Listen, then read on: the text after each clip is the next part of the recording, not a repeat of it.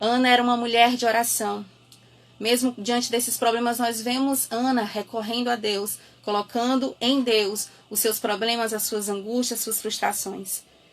Para que o reino espiritual ele seja aberto nas nossas vidas, o caminho a ser percorrido é através da oração. O governo de Deus ele é estabelecido nas nossas vidas através da oração.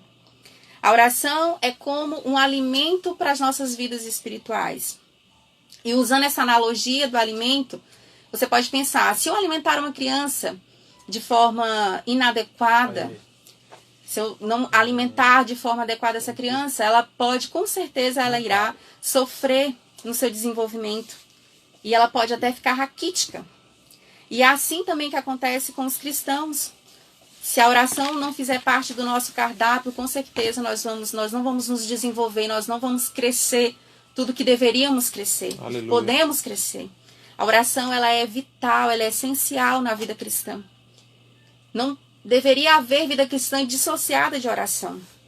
Porque é ela quem nos mantém conectados com Deus, num relacionamento íntimo e profundo com Ele. E há pelo menos 3 ingredientes na oração de Ana, que também deveria estar nas nossas orações. Quebrantamento, fé e perseverança. Sobre este primeiro elemento, quebrantamento. O Salmo 51:17 vai dizer: os sacrifícios para Deus são espírito quebrantado. A um coração quebrantado e contrito, tu não desprezarás, ó Deus. Aleluia. Então, muito mais do que qualquer obra que nós possamos fazer em nome de Deus, o que o Senhor de fato quer de nós é que nós estejamos quebrantados na sua presença. O quebrantamento, ele significa a submissão completa à vontade de Deus. Nas nossas vidas, a gente tem que entender que a gente precisa nos submeter a Ele. E quando, em vez de nós murmurarmos, em vez de nós argumentarmos, mas por que, Senhor? Por que, Senhor? Nós submetemos à vontade de Deus. Isso é tão precioso para Ele. E o próprio salmista vai dizer que Deus jamais vai desprezar uma pessoa que se rende a Ele sem reservas. O coração contrito, ele nos conduz à realidade de quem nós somos. Eu gosto muito desse Salmo 51, o Salmo de Davi, que é onde ele se arrepende de forma genuína. E nós vemos ele não inventando desculpas, não tentando justificar o seu pecado, o seu erro. Mas ele diz, eu pequei contra ti, eu fiz o que era mal aos teus olhos. Ele, de forma genuína, ele se entrega ao arrependimento e ele dá o espaço que o Espírito Santo precisa para que ele possa fazer a santificação em nós. Então eu gosto de dizer que o coração contrito é esse altar, onde nós nos oferecemos para sermos santificados por Cristo. O segundo elemento é a fé. A palavra de Deus vai dizer que sem fé é impossível agradar a Deus. Diz também que se nós pedirmos a Deus crendo, Ele realizaria. Mas ela também faz um alerta a nós. Se nós estivermos de ânimo dobre, divididos, incrédulos, não imaginemos nós que vamos alcançar algo de Deus. A fé é a posse antecipada. As nossas orações devem ser regadas com fé. A fé é essa certeza de que nós já possuímos aquilo que os nossos olhos ainda não veem.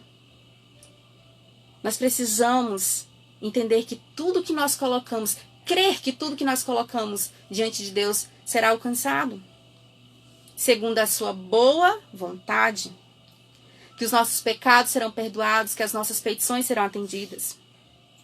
Você consegue imaginar o poder de uma oração que une o quebrantamento de coração e fé? Essa oração é muito poderosa. E com certeza, nós vamos alcançar o trono da graça. E essa graça será derramada sobre as nossas vidas sem medida. O terceiro elemento da oração de Ana é a perseverança. Lá no verso 12, fala que Ana perseverava em orar perante o Senhor. E talvez nesse ponto seja o ponto em que nós cristãos mais deslizamos, né?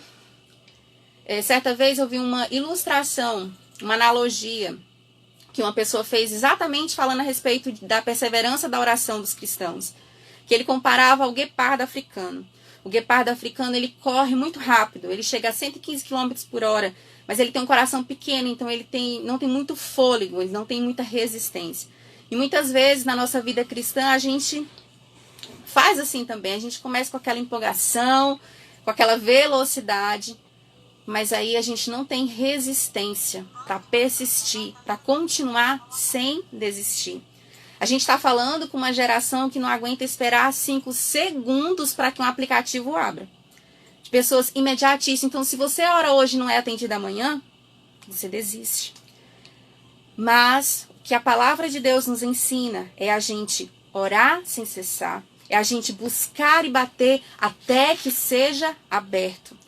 1 Tessalonicenses 5, os versos 17 e 18 diz: orem continuamente, deem graças em todas as circunstâncias, pois esta é a vontade de Deus para vocês em Cristo Jesus. O desejo do Senhor é que nós oremos continuamente, perseverantemente, sem cessar. A gente precisa entender que a oração insistente ela é capaz de romper resistências espirituais. E aí eu vou te lembrar da história de Daniel. Quando o anjo chegou com a resposta de Daniel, ele disse que Daniel não tinha nem fechado a boca e Deus já tinha enviado a resposta. Mas o que acontece? O anjo estava sendo impedido por resistências espirituais. Quanto mais na vontade de Deus nós estamos, na busca de Deus nós estamos, mais resistências espirituais estarão sobre as nossas vidas. Mas quando a gente persevera em orar, essas resistências elas são quebradas. Outra coisa que a oração insistente, a persistente faz, é nos ajudar a tirar o foco do problema e colocar o foco onde deve estar, que é no Deus que soluciona o problema, que é no Deus que pode realizar o milagre. Porque eu tenho certeza que já aconteceu com você. Na hora que você está orando por aquele problema, você não consegue pensar em outra coisa, a não ser no problema que é grande, que é impossível. Mas à medida que a gente vai orando e se entregando e entregando o problema nas mãos do Senhor, a gente começa a tirar o foco do problema e colocar onde deveria estar, que é no Deus solucionador. E muitas vezes pode acontecer também de que de forma imediata Deus não retira o problema, mas muda o seu coração, a sua perspectiva com relação àquele problema. Lá em Lucas, no capítulo 18, os versos 7 a 8, diz: e Deus não fará justiça aos seus escolhidos, que clamam a Ele de dia e de noite, ainda que tardio para com eles, digo-vos, depressa lhes fará justiça. Eu quero pontuar desse versículo. Dia e noite oram os escolhidos, continuidade, perseverança. E outra coisa que eu quero pontuar nesse versículo é: muitas vezes a gente acha que é tardio a ação do Senhor. No nosso desespero, no nosso imediatismo, a gente diz, não parece que está tardando que o Senhor nos atenda? Mas não. O versículo diz que depressa lhes fará justiça, mas esse depressa não está no nosso tempo. Esse depressa está no tempo do Senhor. Outra coisa que nós precisamos entender é que a fé ela precisa estar atrelada à persistência, à longanimidade, à paciência. Hebreus 6,12 diz: para que vos não façais negligentes, mas sejais imitadores dos que pela fé e paciência herdam as promessas. Aqueles que herdam as promessas, aqueles que têm fé, mas aqueles também que souberam esperar pacientemente que essas promessas chegassem.